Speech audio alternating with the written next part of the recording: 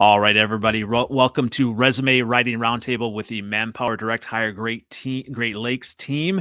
I am Andy Kramer, and I am a sourcing specialist for Manpower, primarily working in the Midwest, skilled, technical, non-technical roles, all those type of things. And today we are going to be talking about resumes, what we like to see on resumes, and some things that maybe we don't like to see. And I'm also joined by teammate Megan. Tell us a little bit about yourself. Thanks, Andy. I'm Megan. I'm on the Great Lakes team as well, supporting skilled technical roles, business professional roles in the Midwest, and excited to share some resume writing tips with you all. Yeah, when you look at resumes, it's obviously different. Some professional roles, some technical roles, but I am someone who likes to see a resume and just kind of, what have you been doing? What can you do? And all of that, and just nothing flashy with a resume. I don't know about you. How do you kind of when you get a resume or ask for a resume from a candidate? What do you like to see?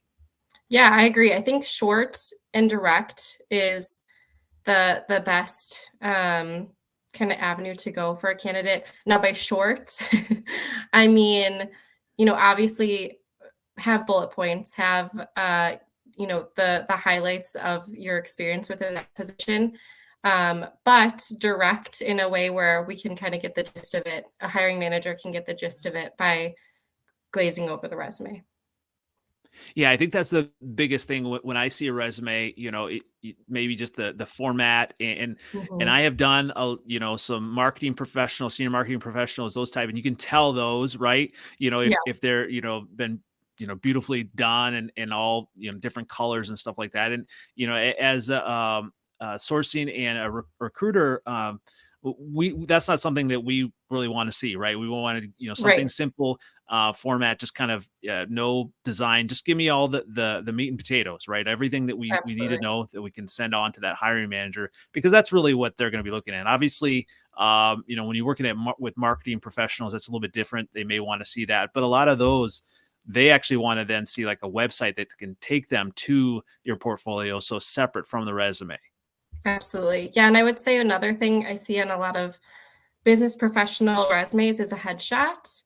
Mm-hmm. And that's something too that doesn't necessarily need to be included. I think that you can, provide a headshot when you're hired for the company purposes, but I don't think a headshot is necessarily necessary on a resume or, I think it's something that us as recruiters, we have to oftentimes take off anyways. So you can leave the headshot for when you're hired. Absolutely. Well, let's set the table here. We got a little bit of a food theme here. So setting the table, the summary, and putting your best foot forward. So what are some things that you like to see in the summary part that just kind of introduces a candidate to a hiring manager? Yeah, I think a summary is a good place to highlight all of the experience that you have in a small paragraph, right? So, if you've been in a manufacturing setting for 20 years and you've done everything from entry level all the way to a supervisor role, kind of highlighting your journey, I think is the best way to go in your summary. But again, keeping it short, direct, to the point. Yeah, what I definitely like to see is, or put in there are the, obviously the roles that you held, how long you've held them, and those Yep. things you can kind of highlight that it's going to jump out. Because, obviously, I think most hiring managers only look at the top end of the resume to kind of say, I mean, a lot of them don't have time. I mean, as we're seeing, and we submit a candidate and we're getting good feedback on our candidates. Some are just so busy, they're swamped. That they don't have time, and so they just want to know, will this candidate be able to do the job that we're advertising here? Yeah, definitely like putting your best foot forward in your summary, kind of summing up the best pieces of yourself.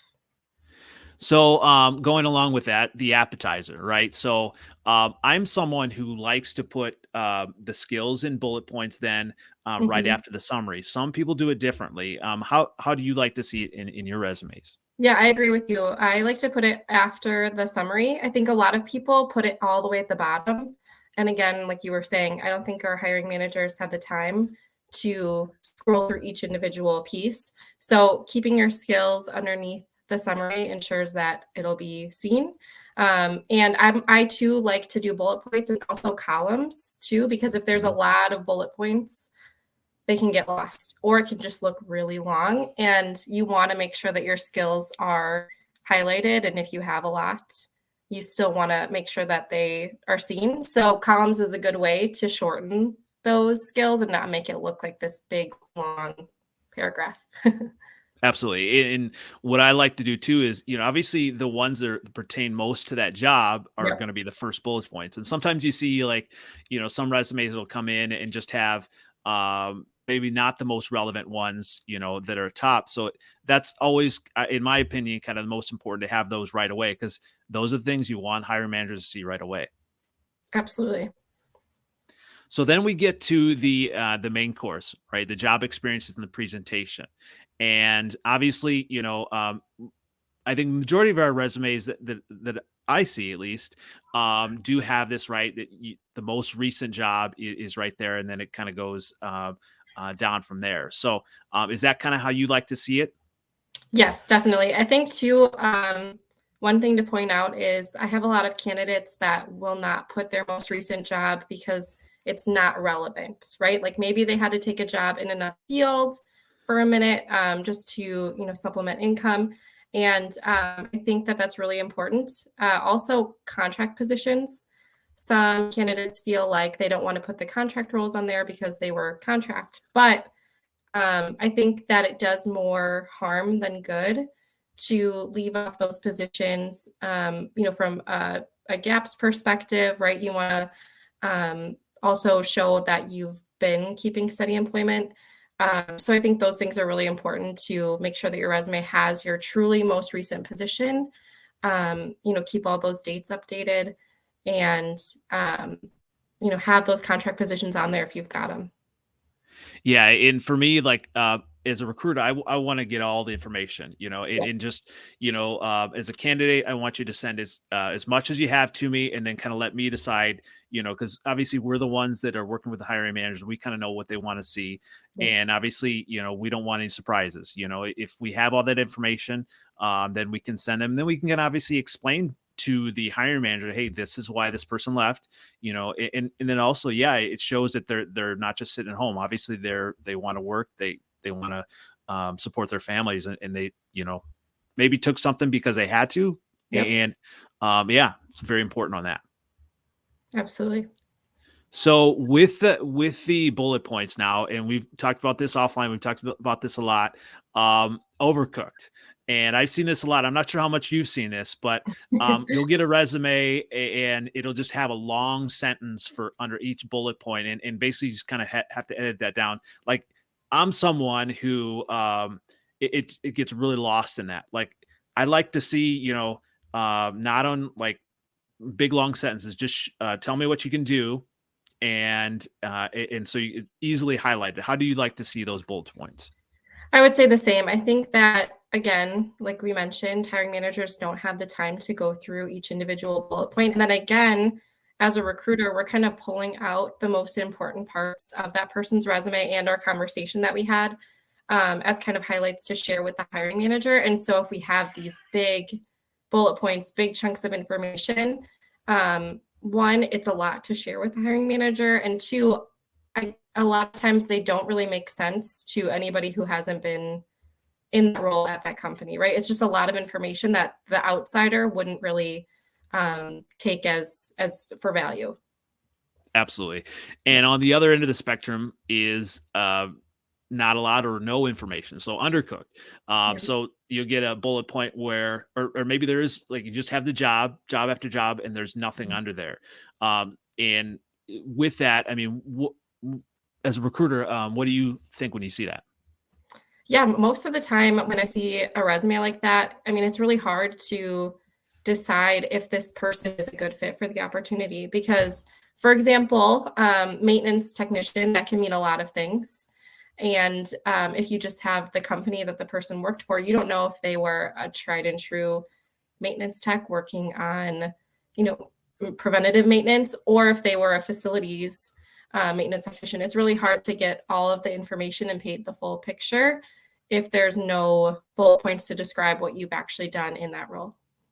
Yeah, and as a recruiter, I also say, look at it as, maybe this candidate won't interview well either, Yeah, because, will they actually take the time to do that? Because a lot of times, candidates are applying for a bunch of different places, and we get it, but you want them to be complete and really care about their own resume, their own presentation, and the job.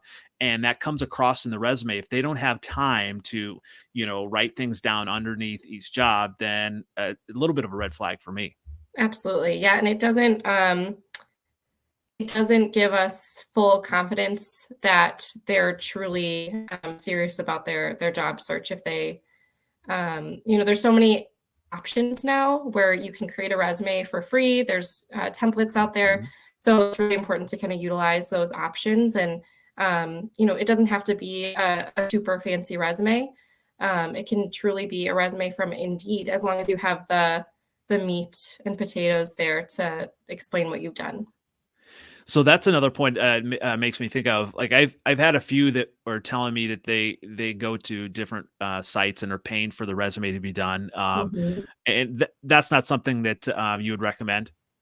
No, definitely not. I think there's so many free options out there. Mhm. For example, even through Google Drive, everybody has access to Google to a Gmail account. There's Mhm. tons of templates there. You don't even have to pay for Microsoft Word or Microsoft Office rather. So for those folks who feel like they have to go out and pay for a resume, they truly don't have to. Even on Indeed, you can create a resume that has tons of context. You just have to take the time to make sure that you're, explaining what you've done at each position. Absolutely. And so kind of the end part, obviously, the education. Some people will put all different types of, like if they're involved in different like groups, things like that. What do you think is important in the education part of it? Absolutely. I think any education that you've received, whether it's, your high school diploma or a college degree, it's definitely important to put there. Certifications I find are super important. Any certification that you have, especially if it's relevant to the role that you're applying for, you definitely want to highlight that. Um, I think that extracurriculars and stuff like that sometimes isn't as important to include, just because again, we're wanting to keep it short and direct for the hiring manager and the time constraint that they have. Yeah, absolutely. I mean, when you think of a resume, and the hiring manager, they only have a certain amount of time, and they want to know, like I said, what has this candidate done? What can they do? And then the other part, how do they fit in my organization? Yep. And also you kind of look at it too, when you look at some of the jobs, going back to kind of the experiences, you know, I think it's obviously important, when you look at longevity of companies, they're looking at that, right? But when you look at that, if you've got a reason, that you have been moving to jobs and not away from something, I think that's a good way to explain that. But always have reasons, in your mind when you're ready to interview, that you obviously change jobs. Don't say, okay, Absolutely. well, this supervisor had it out for me. I mean, that's that may be true, but you want to obviously keep it in the positive. Absolutely. Yeah, you always want to paint it in a positive light. You can get your point across without giving all the gory details. So Mhm. if you had a situation like that where you felt like your supervisor had it out for you, there's definitely a way to word that in a way that the hiring manager will see as professional. Talking about maybe the culture wasn't a good fit for you, and you're looking for that kind of work environment that breeds positivity. There's just a way to paint it in a different light than giving all of the specifics that the hiring manager doesn't need to know. Absolutely. And we will come back in a few other episodes and just kind of talk more about some of the skilled and technical position, things like that, coming forward. But, just wanted to touch base a little bit on that right now. We won't go into, in depth, but what are you seeing as important technical skills at the moment with the positions that we're working on? Yeah, definitely. I think for the positions that I'm currently working, Mentioning again certifications, it's always really important, especially if our client is looking for somebody who has like a lean manufacturing background. You definitely want to highlight any certifications that you have. Another thing that has been kind of important in the roles that I've been hiring for, if you're in any kind of supervisor manufacturing background, definitely mentioning like how many people you've supervised at a time, the kinds of industries that you've worked in. That's important for the clients going forward. So that's kind of the things that I've been seeing as important to have highlighted on candidates' resumes for the roles that I've been working. Absolutely. All great stuff. Well, Megan, where can everyone find you? We've got emails down. I've got mine down here, andy.kramer@manpower.com. We have yours as well. Where can everyone find you? Absolutely. You can find me on LinkedIn, Megan Pavelchek at Manpower. Definitely connect with me on LinkedIn. I'd be happy to help in your job search. Yeah, and definitely ready. We're in the Illinois area. We're in Wisconsin for sure. Working in Michigan as well. Just had a VP a hire there. We've been working production supervisors, electricians, all sorts of those technical positions. It's interesting kind of with the economy. It's still the companies we were working with, they're still hiring. They still have a lot of needs. Yeah, like crazy.